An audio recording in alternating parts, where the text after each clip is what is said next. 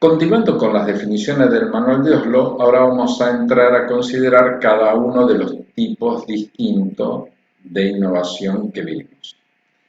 Recuerdan que innovación de producto, el Manual de Oslo nos decía que podía ser un nuevo producto, o sea, un producto novedoso que no estuviera en el mercado, o bien una versión que tuviera una mejora significativa respecto de versiones anteriores de ese producto. Ahora bien, en la definición de la innovación de producto, empieza a describir con un grado mayor de detalle qué significa una mejora significativa. Una mejora significativa implica una mejora en las características técnicas del producto, de los componentes, de los materiales, de la informática aplicada, de la facilidad de uso o de alguna otra característica funcional.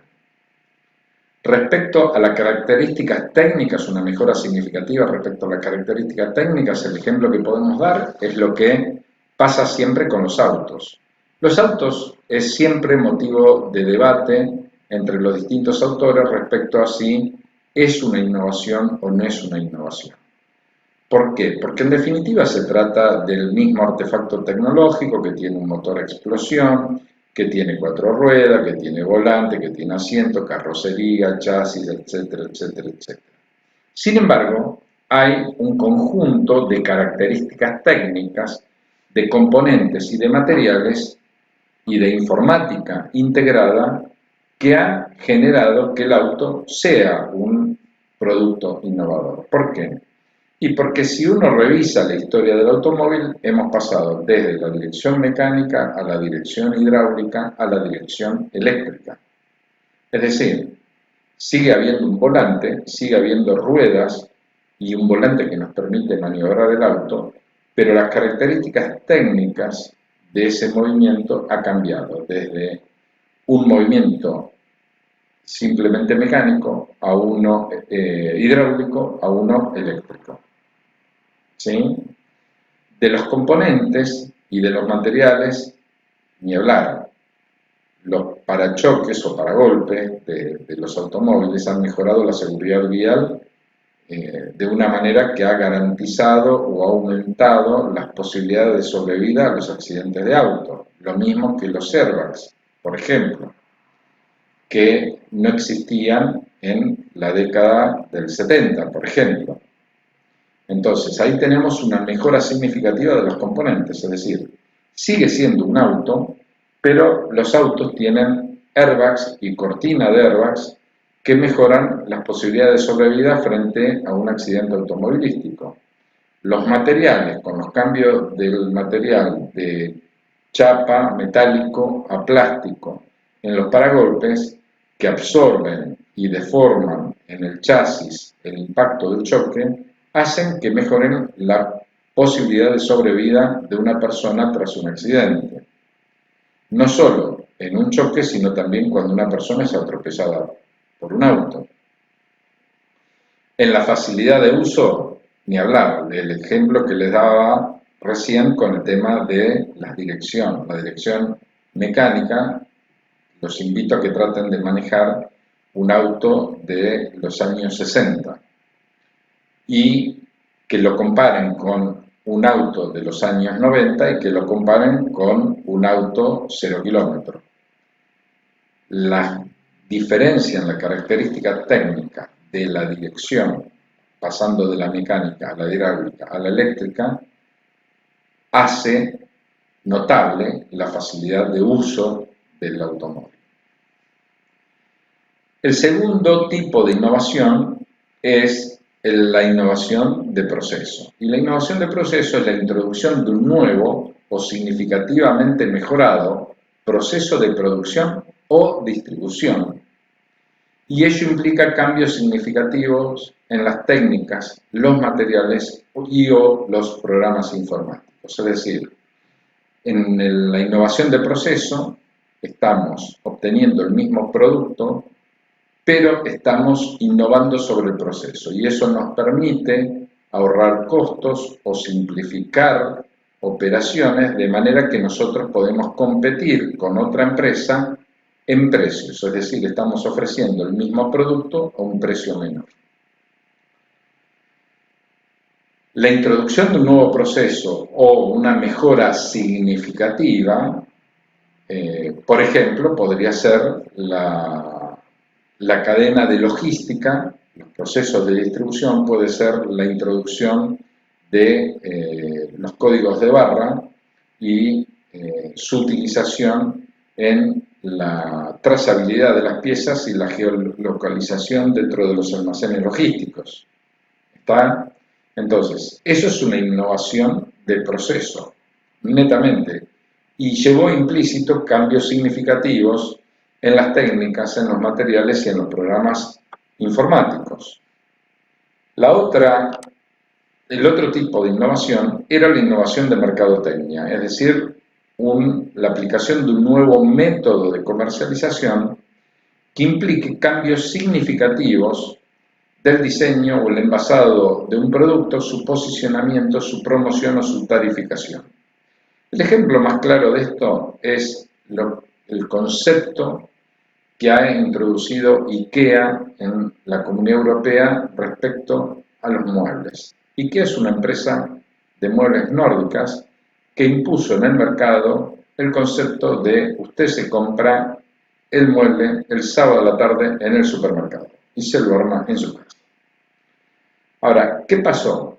Imponer ese concepto comercial, que era dejar de lado la existencia de negocios donde se venda mueble, porque la compra es en el supermercado, hizo que tuviera que realizarse cambios significativos en el diseño de los muebles. ¿Por qué? Porque el mueble tendría que venir desarmado y tendría que venir envasado en una caja que garantice que no se daña su calidad de terminación, pero a su vez que su tamaño sea tal que pudiera ser transportado por un auto mediano. Todo eso implicó introducir en el mercado el concepto de usted se compra el mueble el sábado a la tarde y se lo arma el sábado a la tarde en su casa. Que se cambia el lugar de comercialización, el negocio de mueble, por el supermercado. Eso implicó que habría que embalar el producto dentro de una caja. Esa caja debería garantizar la calidad de terminación del producto, pero a su vez debería ser de tal manera que pudiera transportarse en un auto mediano. Entonces, todos esos cambios implicó la innovación de mercadotecnia de imponer ese nuevo concepto. Y por último, tenemos la innovación de organización, que es la introducción de un nuevo método organizativo en las prácticas, la organización de trabajo o las relaciones exteriores de la empresa.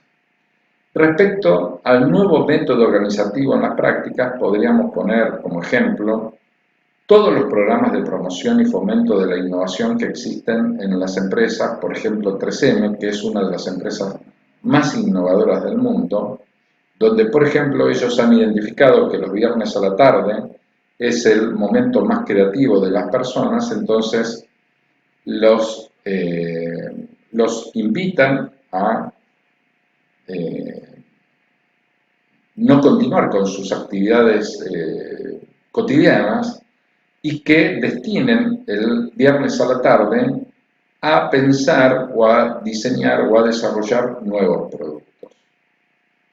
Y para eso tienen comité, el comité de selección de ideas la integran personas jubiladas de la empresa que tienen hasta la potestad de poder financiar esas actividades de los viernes a la tarde. Con ese criterio, por ejemplo, surgió el post-it, que es el papelito amarillo que se pega y se despega. Había uno de los trabajadores que tocaba un instrumento en estos coros de las iglesias y el problema que tenía era que el religioso, el pastor, le cambiaba el orden en el cual tocaban las canciones. Entonces siempre estaba en las partituras pegando y despegando papeles y terminaba rompiendo la partitura. Hasta que en un momento pensó que le vendría muy bien algo que se pegue y se despegue. y había leído dentro de la red interna de comunicación de 3M que en otra casa, en otra sucursal, en otra filial de otro país, había una persona que había desarrollado un pegamento, pero que tenía un defecto que se pegaba y se despegaba. Y bueno, identificó su necesidad, identificó la forma de resolver su necesidad con este pegamento que pega y despega, y se desarrolló un nuevo producto como el Post-it. Así surgió. Respecto a la organización del lugar de trabajo, bueno, nada, ustedes pueden ver, si ustedes ven una película antigua, cada vez que vean una película de los años 40, 50, 60, 70, 80, 90, y un programa ver cómo funcionan las empresas hoy en la actualidad, se van a dar cuenta cómo fue mutando la organización del lugar de trabajo. Desde las oficinas de vidrio o de pared hasta el techo, individuales, separadas una de otras, hasta pasar por las islas donde la altura de las paredes permitían comunicarse una persona con otra, hasta en la actualidad donde se permiten espacios lúdicos donde fluye y donde se genera y se estimula y se promueve la interacción entre las personas para que se comuniquen, se relacionen y surjan nuevas ideas o nuevas oportunidades de negocio. Son todas innovaciones que surgieron de un nuevo método organizativo del lugar de trabajo. Y en cuanto a las relaciones exteriores de la empresa, bueno, surge mucho en esto del surgimiento, por ejemplo, en Europa, de los parques científicos tecnológicos, en donde las empresas interactúan con las universidades y compiten por fondos de investigación y desarrollo. Es decir, las empresas antes eran como un compartimento estanco, el sistema productivo era un compartimento estanco respecto a las universidades que eran un ámbito en donde se generaba conocimiento.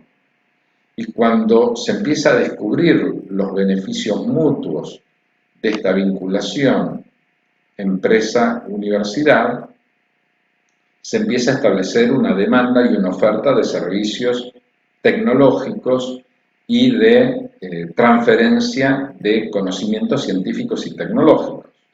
Y cuando los estados, los gobiernos, ven que estimular y promover ese tipo de relaciones hace que las empresas sean más competitivas y por ende puedan fabricar y puedan exportar productos, lo que les genera divisas para mejorar la política económica, financiera y la política industrial, le permiten obtener mejores resultados. Entonces, es una vinculación en donde todos ganan. Por eso fue toda una innovación a partir de los 60 con el triángulo de Sábato, a partir de los 90 con el modelo de Klein y Rosenberg y a fines de la década del 90, principios del año 2000 con el modelo de la triple hélice. ¿Sí? Son todas modos, son todas innovaciones organizacional porque cambiaron el funcionamiento de la empresa. Y cuando eso se incorpora a la cultura de la empresa y ya la empresa sistemáticamente busca la innovación, es cuando se producen las innovaciones organizacionales.